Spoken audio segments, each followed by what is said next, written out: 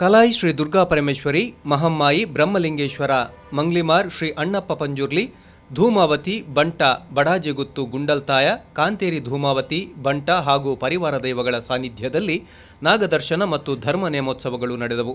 ಮಂಗ್ಲಿಮಾರ್, ಬಡಾಜೆಗುತ್ತು ಶ್ರೀ ಧರ್ಮದೈವಗಳಿಗೆ ನಡೆದ ಧರ್ಮ ನೇಮೋತ್ಸವದಲ್ಲಿ ದೈವಗಳು ಈ ಸಂಸಾರಕ್ಕೆ ಬರುವ ಎಲ್ಲ ಸಂಕಷ್ಟಗಳನ್ನು ಪಾರು ಮಾಡುವ ಅಭಯವನ್ನು ನೀಡಿದವು. ತುಳುನಾಡಿನ ಜಾನಪದ ಆರಾಧನಾ ಸಂಸ್ಕೃತಿಯ ಭಾಗವಾಗಿರುವ ಧರ್ಮ ನೇಮೋತ್ಸವವು ಪ್ರತಿ 12 ವರ್ಷಕ್ಕೊಮ್ಮೆ ನಡೆಯಬೇಕು ಎಂಬ ಕಟ್ಟುಕಟ್ಟಳೆ ಇದೆ. ದೇವಾಲಯಗಳಲ್ಲಿ ಪ್ರತಿ 12 ವರ್ಷಗಳಿಗೊಮ್ಮೆ ನಡೆಯುವ ಬ್ರಹ್ಮ ಕಲಶೋತ್ಸವದಂತೆ ರಾಜನ್ ದೈವಗಳಿಗೆ ಈ ಧರ್ಮ ನೇಮೋತ್ಸವ ನಡೆಯುತ್ತದೆ. ಇದು ಮಾಮೂಲಿ ನೇಮವಲ್ಲ, ಎಲ್ಲವೂ ಹೊಸತೇ ಆಗಬೇಕು, ಅನ್ನದಾನಕ್ಕೆ ಯಾವುದೇ ಕೊರತೆ ಆಗಬಾರದು ಎಂಬ ಕಟ್ಟುಕಟ್ಟಳೆಯೂ ಇದೆ.